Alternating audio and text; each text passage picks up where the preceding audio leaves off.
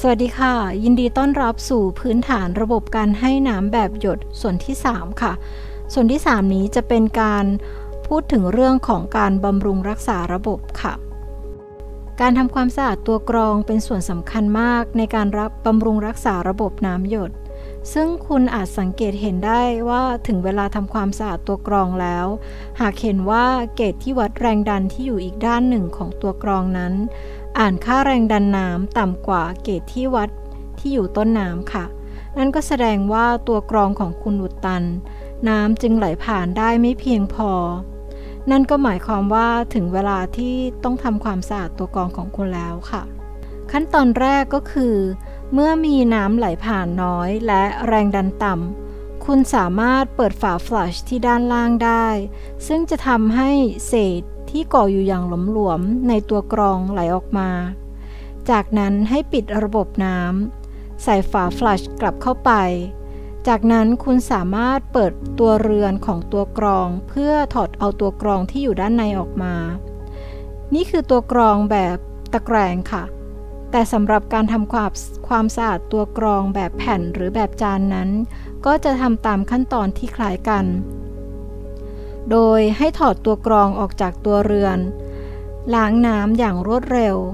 แล้วล้างตัวกรองด้วยสายยางฉีดหรือล้างในถังน้ำค่ะคุณสามารถใช้แปรงสีฟันเก่าหรือใช้นิ้วของคุณค่อยๆขจัดตะกอนที่หลงเหลืออยู่ออกได้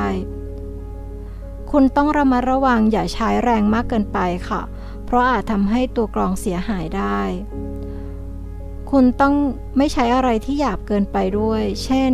แปรงรวดหรือฝอยขัดหม้อค่ะให้ใช้อะไรที่นุ่มๆแทนจากนั้นเมื่อทำความสะอาดแล้วให้ล้างตัวกรองด้วยน้ำอีกครั้งแล้วใส่ตัวกรองกลับเข้าไปในตัวเรือนตรวจสอบให้แน่ใจว่าคุณปิดแน่นดีแล้วจากนั้นก็ให้เปิดน้ำอีกครั้งและตรวจสอบรอยรั่วค่ะการชะล้างท่อน้ำหยดเป็นระยะนั้นจะช่วยกำจัดตะกอนและเพิ่มอายุการใช้งานของระบบน้ำของคุณค่ะ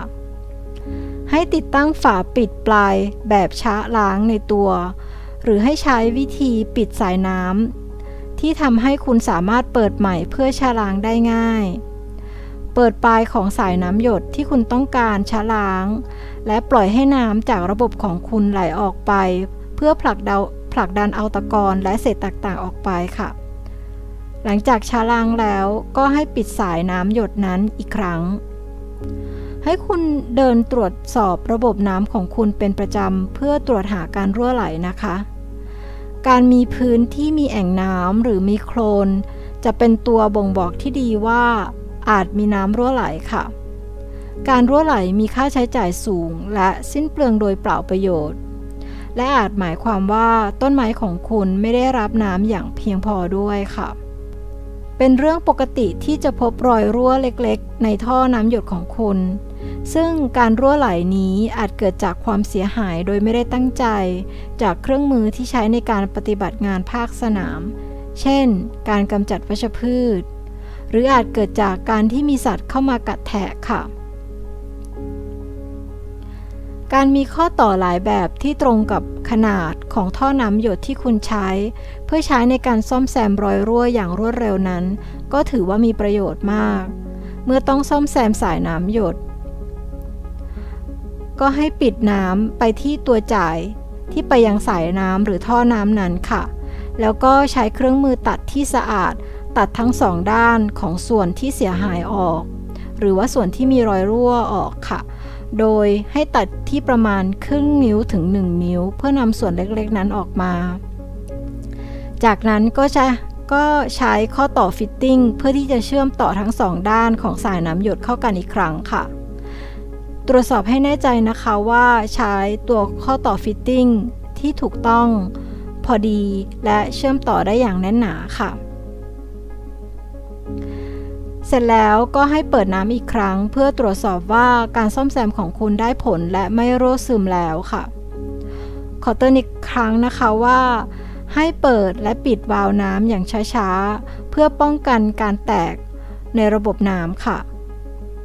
แล้วก็อย่าลืมตรวจสอบด้วยว่าเลือกใช้ตัวควบคุมแรงดันที่เหมาะสมที่ตรงกับสเปคของสายน้ำหยดของคุณด้วยค่ะ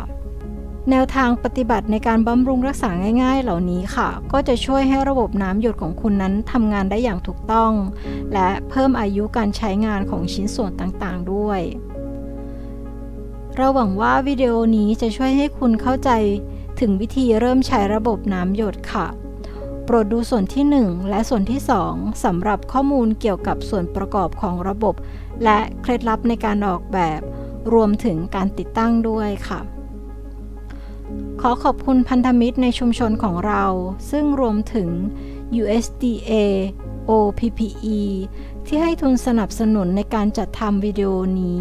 และสื่อประชาสัมพันธ์ที่เกี่ยวข้องวิดีโอนี้มีให้บริการเป็นภาษาอังกฤษภาษาอิโลคาโน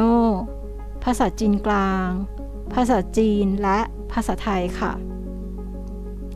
คุณสามารถดูลิงก์ในวิดีโอเพื่อดูแหล่งข้อมูลเพิ่มเติมที่อาจเป็นประโยชน์กับคุณได้ค่ะเอาล่ะค่ะสำหรับวันนี้ก็จบลงแล้วขอให้ทุกคนปลูกพืชอย่างมีความสุขนะคะสวัสดีค่ะ